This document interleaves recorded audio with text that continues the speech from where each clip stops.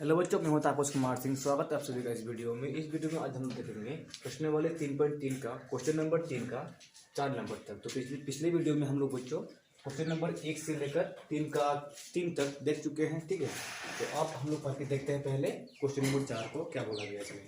इसमें बोला गया है कि एक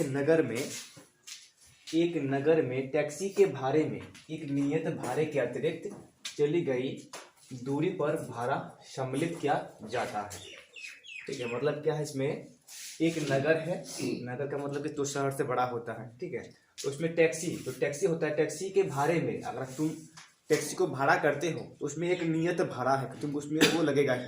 ठीक है, उसके बाद अगर तुम अतिरिक्त चली गई दूरी पर भाड़ा सम्मिलित किया जाता है, मतलब तुम जितना दूर जाओगे तुम्हारा भाड़ा जो है उतना बढ़ते जाएगा। ठीक है, मान लो कि तुम अगर 10 किलोमीटर गए हो तो उस हिसाब से तुम्हारा जो है भाड़ा अतिरिक्त भाड़ा बढ़ते जाएगा। ठीक है, वो किलोमीटर के हिसाब से। और जो नियत भाड़ा है, तुम अगर भाड़ा कर लिए हो गाड़ी को तो तुमको लगेगा ही, तुम जितना दूर जाओ। ठीक है, 1 किलोमीटर जाओगे तो वो नियत भाड़ा लगेगा ही, और उसके बाद जो अतिरिक्त भाड़ा है वो भी लगेगा। ठीक है, तो पहले बोला है कि 10 किलोमीटर के भाड़ा के लिए भाड़ा 105 रुपया है। ठीक है, तथा 15 किलोमीटर के लिए भाड़ा कितना है? 155 रुपया है। तो नियत भाड़ा तथा प्रति किलोमीटर भाड़ा क्या है? तो हमें दो चीज निकालना है, नियत भाड़ा निकालना है, जो फिक्स्ड रेट है वो क्या है। ठीक है, उसके बाद जो है किलोमीटर पर प्रति किलोमीटर मतलब क्या होता है, 1 किलोमीटर के लिए भाड़ा कितना है। ठीक है, तो ये जो 1 किलोमीटर है तो मतलब कि मान लो कि ये अतिरिक्त भाड़ा है और ये नियत भाड़ा है। ठीक है, 1 किलोमीटर जाओगे तो मान लो कि 5 रुपया है, 2 किलोमीटर जाओगे तो 10 रुपया है, तो इसको हम लोग बोलेंगे अतिरिक्त भाड़ा। तो फिर बोला है कि एक व्यक्ति को 25 किलोमीटर यात्रा करने के लिए कितना भाड़ा देना होगा। ठीक है, तो सबसे पहले यहाँ तो हमें यह मानना है कि नियत भाड़ा क्या है। ठीक है, तो हल माना एक टैक्सी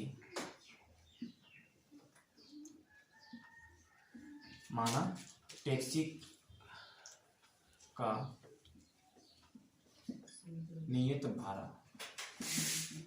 टैक्सी का नियत भाड़ा मान लेते हैं हम लोग कि X रुपया है। टैक्सी का नियत भाड़ा X रुपया तथा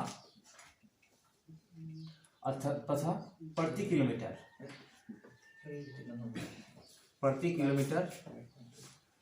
भाड़ा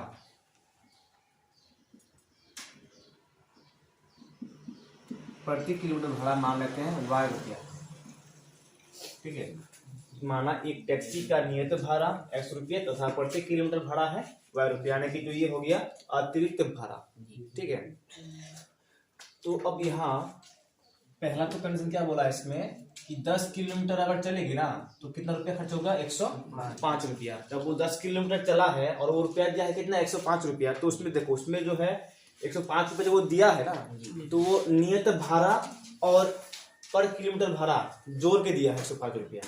ठीक है, नियत भाड़ा जितना है उसको भी दिया है, और जो 10 किलोमीटर चला है उसके लिए जो अतिरिक्त भाड़ा लगता है वो भी जोड़ के दिया है। तो हम लोग इसमें क्या करेंगे, इसीलिए प्रश्न से 10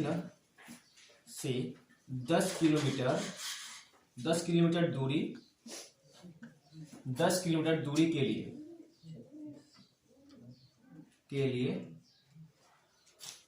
भाड़ा बराबर क्या होगा? देखो, 10 किलोमीटर दूरी के लिए भाड़ा कितना दिया है, उसमें वो कौन कौन चीजों को जोड़ के दिया है? पहले तो वो नियत भाड़ा को जोड़ा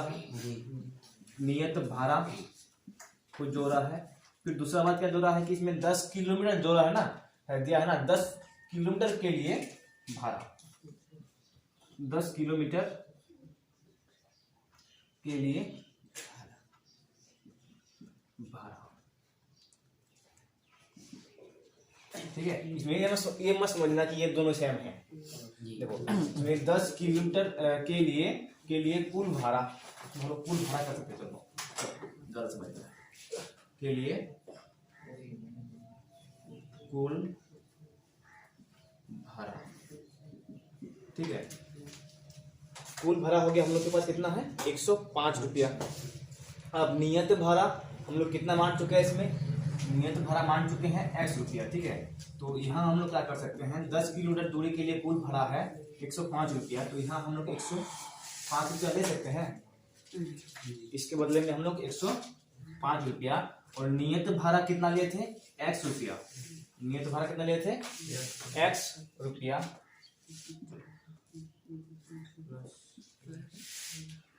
अब 10 किलोमीटर के लिए भाड़ा, देखो एक प्रति का मतलब क्या होता है, एक होता है। प्रति का मतलब क्या बोलेंगे, एक बोलेंगे।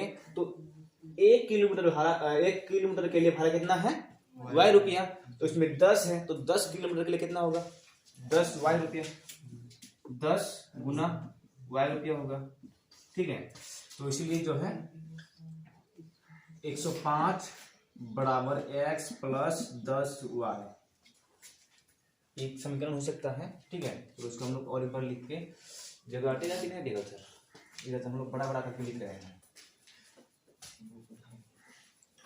तो इसलिए x प्लस 10y बराबर 105 रुपया, ठीक है। समीकरण 1 हम लोग का भी समीकरण 1 मिला, ठीक है। और फिर यहाँ पे करेंगे, फिर 15 किलोमीटर की 15 किलोमीटर दूरी के लिए कुल भाड़ा, 15 किलोमीटर दूरी के लिए कुल भाड़ा कितना है हम लोग के पास, इसमें दिया है हम लोग को 155 रुपया दिया होगा, ठीक है। 15 किलोमीटर दूरी के लिए कुल भाड़ा 155 रुपया दिया हुआ है, ठीक है। अब 155 रुपया जो दिया है उसमें वो नियत भाड़ा भी दिया है, और जो पर किलोमीटर लगता है वो भी दिया है, ठीक है। तो इसमें हम लोग इसको नहीं लिखते अभी। तो इसमें पहले तो नियत भाड़ा को जोड़ा है, फिर नियत भाड़ा लिखेंगे ना, नियत भाड़ा प्लस, और फिर इसमें था कितना, 10 किलोमीटर था ना उसमें, तो उसमें कितना कर देंगे, 15 किलोमीटर के लिए भाड़ा, ठीक है। समझ में आ रहा नहीं, मेरे को तो कंफ्यूज नहीं होगा ना। अब इसका कुल भाड़ा है कितना, 155 रुपया है, तो यहाँ कर देंगे 155 रुपया। अब नियत भाड़ा कितना है, x रुपया, और फिर 15 किलोमीटर के लिए कितना हो जाएगा, 1 किलोमीटर के लिए है y रुपया, तो 15 किलोमीटर के लिए 15 गुना y रुपया है। तो इसलिए इसमें हो जाएगा 155 रुपया, 155 बराबर x प्लस 15y, और फिर इसको सीधा कर देंगे, तो इसलिए समीकरण बन जाएगा हम लोग के पास एक x प्लस 15y बराबर 155, समीकरण 2, ठीक है। समीकरण 2 यहाँ तक हो गया। अब जो है हमें करना है क्या, प्रतिस्थापन विधि से इसको हल करना है, ठीक है। इसका हल ज्ञात करना है। पहले तो इसमें हम लोग को नियत भाड़ा और प्रति किलोमीटर भाड़ा निकालना है, फिर बाद में बोला है कि 25 किलोमीटर जाने से हमें कितना खर्च होगा एक व्यक्ति को, ठीक है। तो समीकरण 1 या फिर 2 किसी को भी ले सकते हैं। तो यहाँ हम लोग क्या करते हैं, समीकरण 1 ले लेते हैं यार। समीकरण 1 से तो समीकरण 1 में है x प्लस 10y बराबर 105, ये समीकरण 1 हो गया, ठीक है। तो y को आप f के पदों में व्यक्त करते हैं या फिर x को y के पदों में। तो यहाँ हम लोग काम करते हैं, x को ही रख देते हैं इधर। तो 105 माइनस 10y हो जाएगा, है ना। इधर ये प्लस में इधर आके माइनस में, समीकरण 3, ठीक है। समीकरण 3। अब फिर क्या करेंगे, अब x का मान समीकरण 2 में रखने पर, ठीक है। x का मान समीकरण 2 में रखने पर, तो समीकरण 2 में क्या है, x plus 15y, x plus 15y बराबर है 155। तो x का मान हम लोग इसमें रख सकते हैं अभी। तो 105 और माइनस 10y, चलो इसको बड़ा कर देते हैं, माइनस 10y, ये हो गया x का मान। और प्लस में क्या था 15y था, 15y बराबर था 155। ठीक है, तो समीकरण 1 में, समीकरण 2 में x का मान रख दिए। ठीक है निरल, चलो यहाँ 105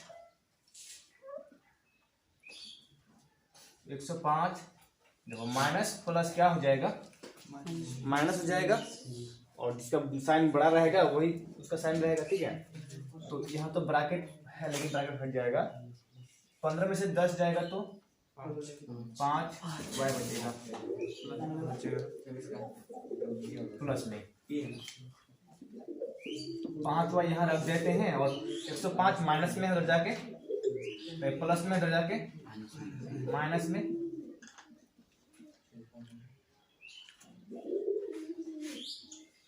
इसमें कितना बचेगा 50, और इधर ये भाग में था के गुना में था के भाग में होगा, 5 दशम 10, 5 दशम 50। ठीक है, 5 के 5 और 0 हो गया सर, तो इसलिए y बराबर कितना हो गया 10, 5 10।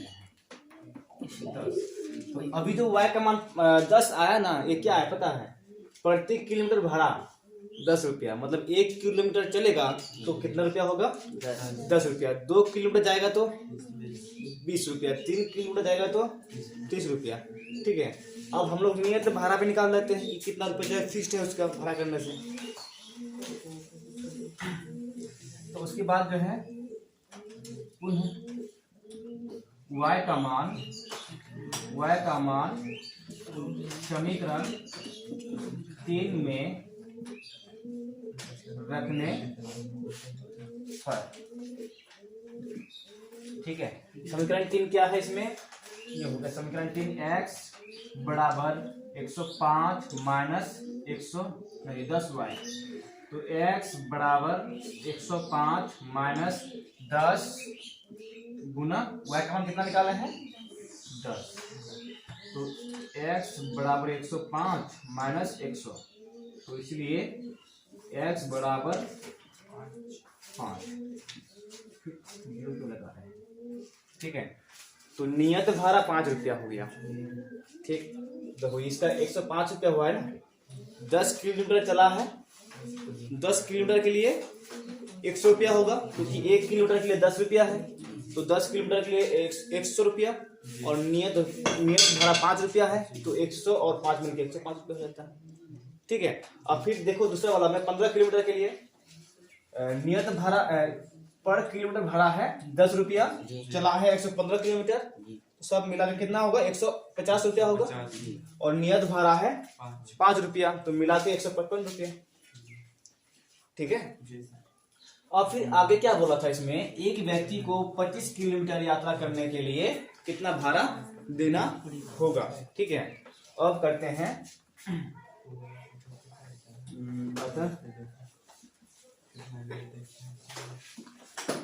तो x बराबर हो गया 5 रुपया तथा y बराबर हो गया 10 रुपया।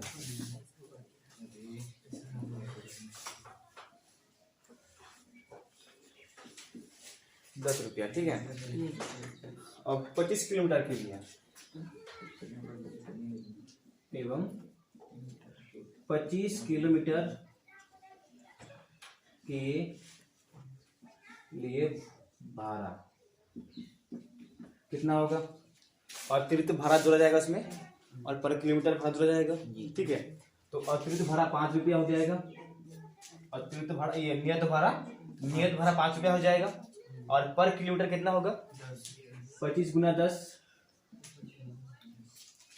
25 गुना 10, क्योंकि 1 किलोमीटर के लिए 10 रुपया है, तो 25 के लिए कितना होगा 250 होगा 5 प्लस 250 बराबर 255। ठीक है, ये भी दिख रहा है ना, चलो उतार लो इसको, उसके बाद फिर हम लोग देखते हैं। चलो अब देखते हैं 5 नंबर को। ठीक है, 4 नंबर कंप्लीट हो गया है, तो 5 नंबर में क्या बोला गया है, यदि किसी भिन्न के अंश और हर दोनों में 2 जोड़ दिया जाए तो वह 9/11 हो जाती हैं। यदि अंश और हर दोनों में 3 जोड़ दिया जाए तो वह भिन्न जो है 5/6 हो जाती है। तो वह भिन्न ज्ञात की है। ठीक है, तो भिन्न किसको कहते हैं? जो बट्टे में संख्या रहता है। ठीक है, जो जैसे इसमें 9/4 जिसमें 11 दिया हुआ है, ये भी एक भिन्न है। ठीक है, और इसमें दिया हुआ है 5/6, ये भी एक भिन्न है। और बोला क्या है कि भिन्न में जो ऊपर वाला संख्या होता है ना, उसको क्या बोलते हैं? अंश कहते हैं, और नीचे वाला को हर कहते हैं। ठीक है, इसको बोलते हैं न्यूमरेटर इंग्लिश में, और नीचे वाला को कहते हैं डेनोमिनेटर। न्यूमरेटर और डेनोमिनेटर यानी कि अंश और हर। इसमें बोला है यदि किसी भिन्न के कोई भिन्न ऐसा है जिसमें जिसके अंश और हर दोनों में अगर 2 जोड़ देंगे तो वो भिन्न कितना हो जाएगा? 9/11 हो जाएगा। ठीक है, यानी कि अगर हम बोले कि कोई एक संख्या है जिसमें अगर हम 5 जोड़ देंगे, कोई एक संख्या है मान लो यहाँ पे, जिसमें अगर हम 5 जोड़ देंगे वो 8 हो जाएगा। जिसमें हम 5 जोड़ देंगे तो वो 8 हो जाए, तो वो कौन सी संख्या है?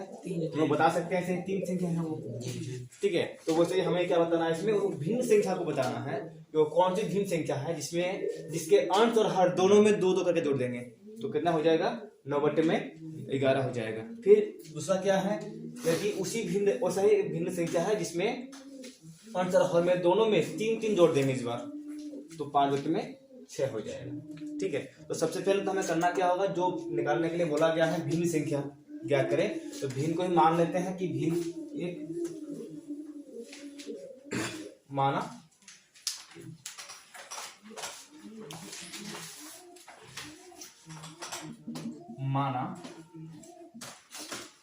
भिन्न संख्या बराबर x/y है। ठीक है, माना जो भिन्न संख्या है x/y है। ठीक है, तो इतना हम लोग मान लिए कि भिन्न x/y है, और अंश और हर तो दोनों तो एक जैसा नहीं हो सकता है ना, तो इसलिए हम लोग x और y दोनों अलग लग लिए। ठीक है, तो अंश इसमें प्रश्न से बोला क्या है कि पहला अंश और हर दोनों में 2-2 जोड़ेंगे। अंश और हर दोनों में 2-2 करके जोड़ेंगे, तो इसमें x/y है। ठीक है, और प्रश्न से क्या बोला है? दोनों में 2-2 जोड़ने पर x अंश में ऊपर वाला को अंश कहते हैं, तो अंश में 2 जोड़ेंगे और हर में फिर 2 जोड़ेंगे, तो वो कितना बन जाता है? 9/11 बन जाता है। ठीक है, 9/11 बन जाता है। तो एक काम करते हैं, ये तो अभी रैखिक समीकरण के रूप में नहीं है, तो इसको हम लोग रैखिक समीकरण के रूप में बदल लेते हैं।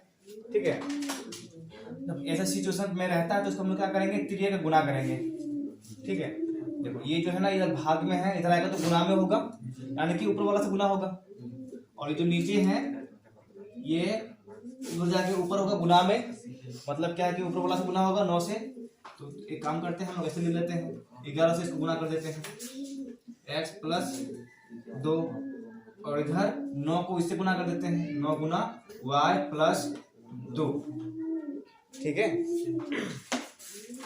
यहाँ गुना करेंगे तो 11x + 11 दूना 22 बराबर 9y + 9 दूना 18। तो इस पर 11x - 9y बराबर 18 - 22, ऐसा कर सकते हैं। तो उसमें 11x - 9y बराबर माइनस में 4 होगा। समीकरण 1 मान लेते हैं इसको। ठीक है, कोई दिक्कत इसमें? उसी प्रकार फिर देखो इसमें क्या बोला है, फिर यदि अंश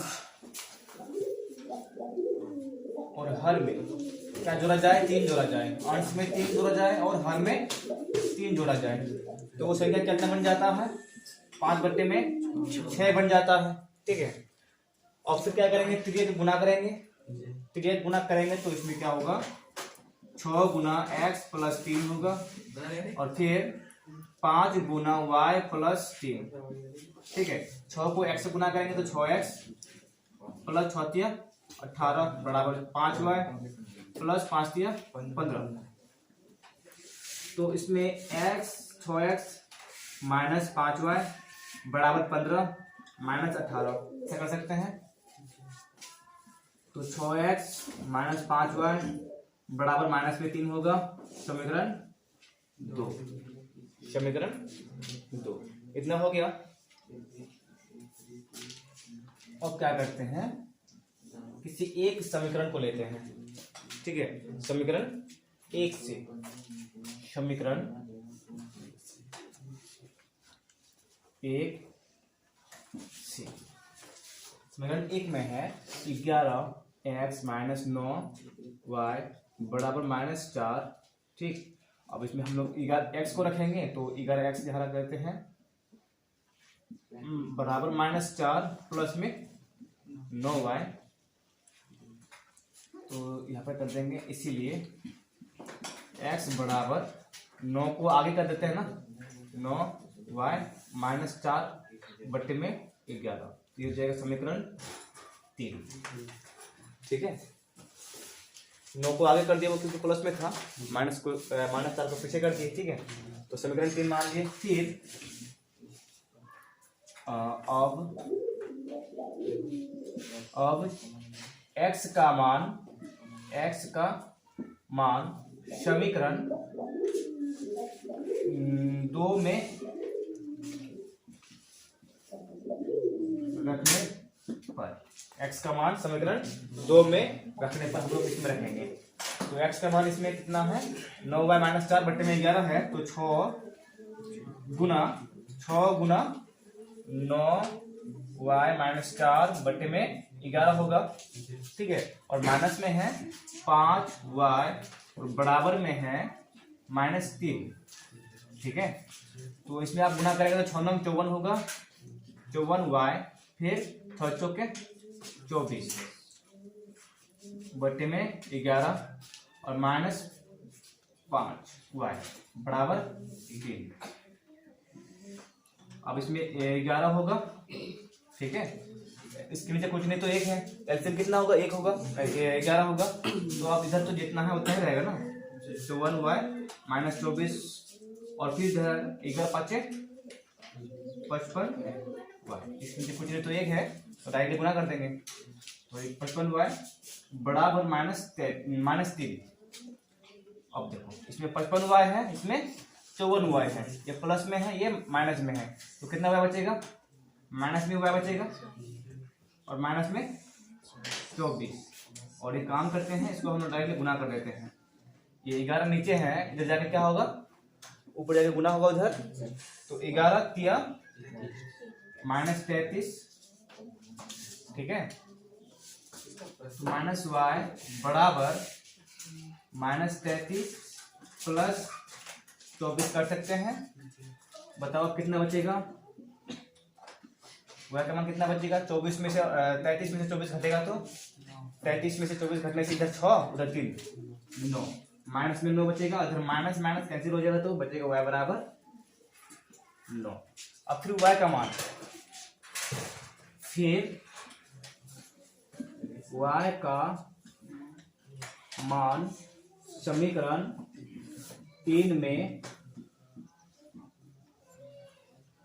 रखने पर, y का मान समीकरण 3 में रखने पर, समीकरण 3 हम लोग का ये है, तो x बराबर 9, ठीक है। 9 y का मान कितना रखना, हमें 9 रखना है, और माइनस में 4 बट्टे में 11 बराबर कर देंगे। 9 9 81 -4 बट्टे में 11 कितना होगा, 81 में 4 जाएगा तो बचेगा कितना,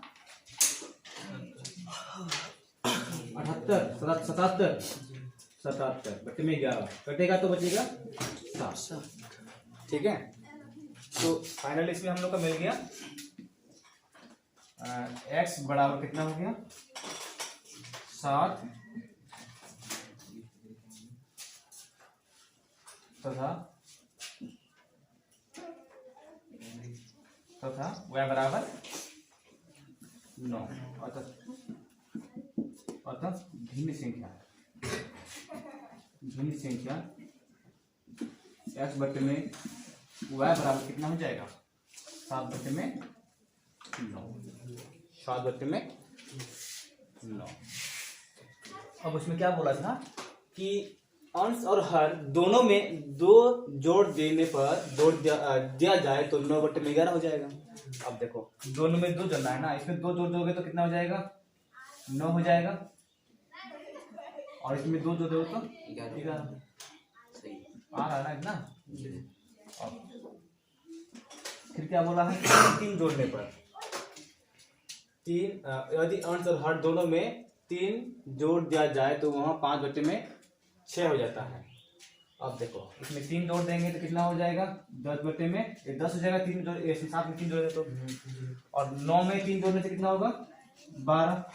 ठीक है, अब माइनस करेंगे तो कितना, काटेंगे तो 5 दूना 10, 6 दूना 12, 5/6 हो गया। ठीक है, आया ना। चलो तो ये हो गया हम लोग का भिन्न संख्या, इसको उतार लो। उसके बाद फिर देख लेते हैं हम लोग 6 नंबर लास्ट है ना। हाँ चलो अब फिर देखते हैं क्वेश्चन नंबर 6। ठीक है, तो क्वेश्चन नंबर 6 में क्या बोला है पढ़ के देखो। 5 वर्ष बाद जेकब की आयु उसके पुत्र की आयु से 3 गुनी हो जाएगी। ठीक है, अब से 5 वर्ष बाद उसके पुत्र की आयु से 3 गुनी हो जाएगी। तो 5 वर्ष पूर्व मतलब पहले, ठीक है, जेकब की आयु उसके पुत्र की आयु की 7 गुनी थी, तो उनकी वर्तमान आयु क्या है, हमें ये ज्ञात करना है। ठीक है, तो यहाँ पहले हम लोग मान लेंगे हल माना जेकब की वर्तमान आयु x वर्ष है। ठीक है, जेकब की वर्तमान आयु x वर्ष है तथा उसके पुत्र की वर्तमान आयु y वर्ष है। ठीक है, तो जेकब की वर्तमान आयु x वर्ष हो गया और उसके पुत्र की वर्तमान आयु y वर्ष हो गया। तो इसमें कंडीशन दिया हुआ है क्या, 5 वर्ष बाद जेकब की आयु उसके पुत्र की आयु से 3 गुनी हो जाएगी, और फिर 5 वर्ष पूर्व जेकब की आयु उसके पुत्र की आयु की 7 गुनी थी।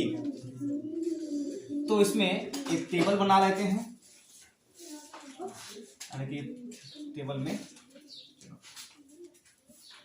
इसमें करेंगे वर्तमान आयु, इसमें कर देते हैं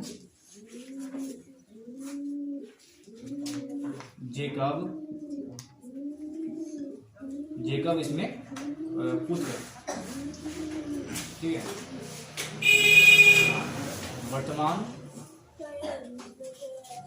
वर्तमान आयु 5 वर्ष पूर्व का आयु और 5 वर्ष बाद। ठीक है, तो वर्तमान में हम लोग क्या माने हैं, जेकब का आयु x वर्ष माने हैं और पुत्र का y वर्ष। ठीक है, और 5 वर्ष पूर्व 5 वर्ष पहले जेकब की आयु उसके पुत्र की आयु की कितना गुनी थी, 7 गुनी थी। तो पहले इसमें देखो वर्तमान में कितना है, x वर्ष है, तो 5 वर्ष पूर्व मतलब पहले, तो उसमें क्या होगा, अभी वर्तमान तो x है, मान लो कि वर्तमान अभी 15 है, तो 5 वर्ष पहले 5 साल पहले कितना था, 10 वर्ष था। ठीक है, तो कितना क्या करके आया, माइनस करके आया ना, जितना साल पहले था, तो 5 साल पहले तो -5 होगा। ठीक है, और फिर उसके पुत्र का भी फिलहाल 10 है, y है, तो 5 साल पहले y -5 होगा। ठीक है, पहले की बात कर रहे हैं ना, और बाद में होगा तो जुड़ेगा, अभी मान लो 15 है तो 5 साल बाद 20 हो जाएगा, तो जुड़ जाएगा ना। तो इसमें इसका फिलहाल x है, तो 5 साल बाद x + 5 हो जाएगा, फिर उसका बेटा का भी 5 वर्ष बढ़ जाएगा। ठीक है, तो ये हो गया उसका आयु उन दोनों का। तो अब प्रश्न से पहला कंडीशन क्या बोला है, जेकब की आयु है उसके पुत्र की आयु से 3 गुनी हो जाएगी। ठीक है, जेकब की आयु उसके पुत्र की आयु से 3 गुनी हो जाएगी। तो जेकब की आयु कितना है, x माइनस पूर्व ना बाद पहले इसको लेना है, ठीक है, क्योंकि 5 वर्ष बाद की बात कर रहे हैं, तो इसको लेंगे x प्लस 5 हो जाएगी, कितना गुनी हो जाएगी, 3 गुनी हो जाएगी।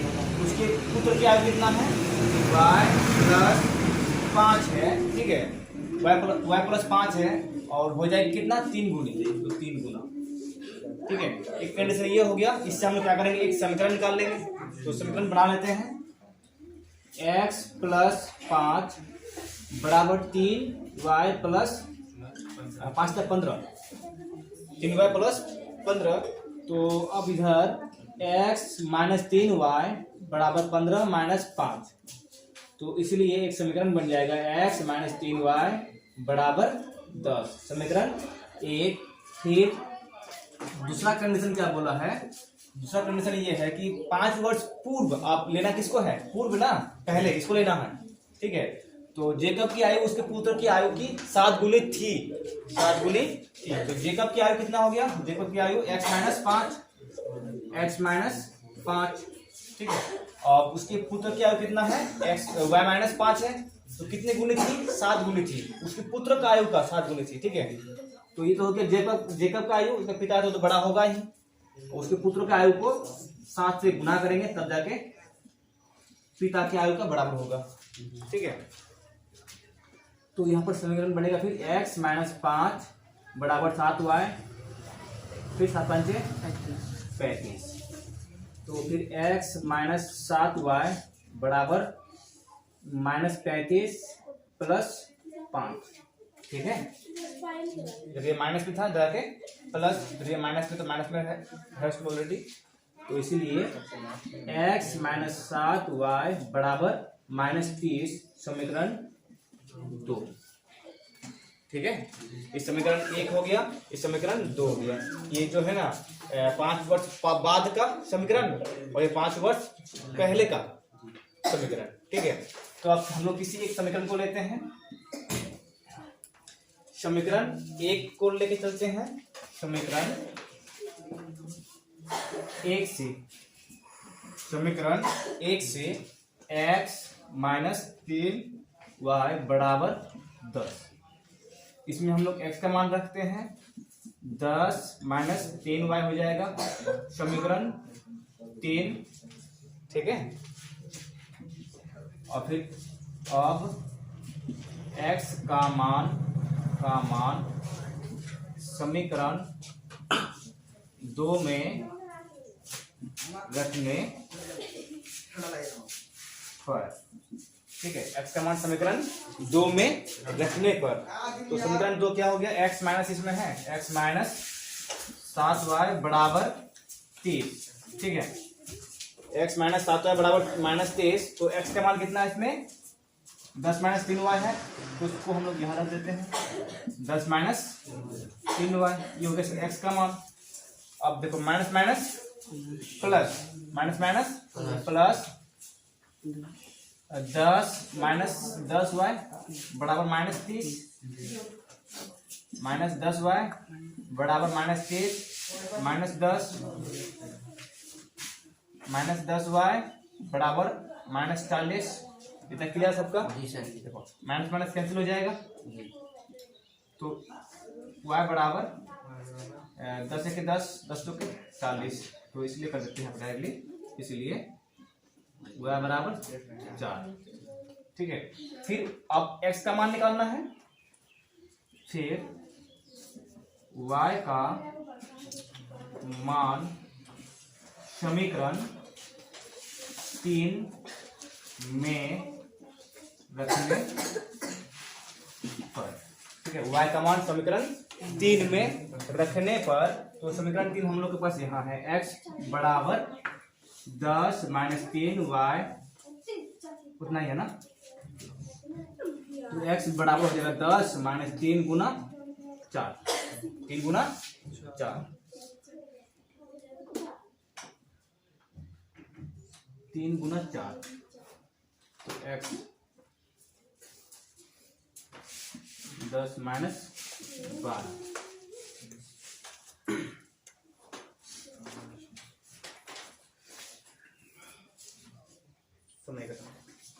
ये इधर ये माइनस में है ना, इधर जाके प्लस तो होगा ना, इधर ये माइनस में है, यहाँ माइनस में है, यहाँ पे प्लस होगा।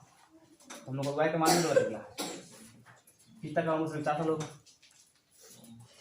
हाँ यहाँ माइनस होगा, ठीक है, माइनस होगा तो इसमें बचेगा 4y,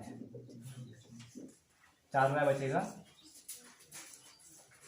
और यहाँ हो जाएगा 4y, यहाँ पर भी 4y, और एक 4 होगा 10, तो y का मान निकलेगा 10। इसमें होगा प्लस, इसमें y का मान रखेंगे 10 से 30, अब सही हुआ, इसलिए x बराबर 40, यानी कि क्या आया, x जो है जेकब की वर्तमान आयु x वर्ष है, मतलब कि वो 40 वर्ष का है, और अपने उसके पुत्र की वर्तमान आयु क्या है y, तो y का मान कितना आया है 10, ठीक है। तो कितना हो गया।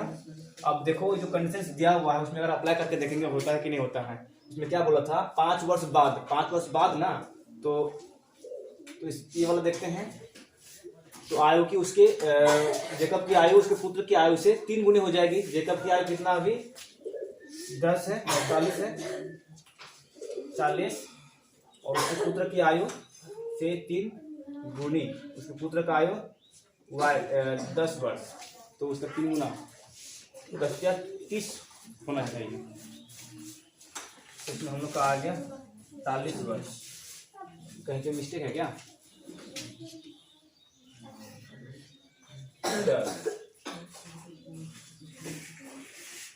4y ये माइनस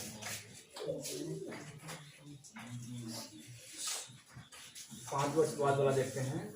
पहले वाला तो क्या बोला, 7 गुनी थी, तो 5 वर्ष बाद ये देखो 5 वर्ष कितने से है, तो है 5 वर्ष बाद ना, 5 वर्ष बाद कितना हो जाएगा, इसका 15 हो जाएगा, इसका 5 वर्ष बाद 45 हो जाएगा, 15 या 45, ठीक है। ये 5 वर्ष बाद 15 और ये 5 वर्ष बाद 45, तो उसका 3 गुना होगा ना, 15 या 45 होगा, ठीक है। फिर 5 वर्ष पहले की बात करेंगे तो कितना होगा, देखो इसमें 5 होगा, 5 वर्ष पहले 10 था ना, अभी पहले 5 होगा, और उसका 5 वर्ष पहले 35, ठीक है। तो 7 5 35, 7 गुना है, 7 गुना है, ठीक है। तुम लोग दोनों सही है, तो तुम लोग उतारो, यहाँ हम कर सकते हैं।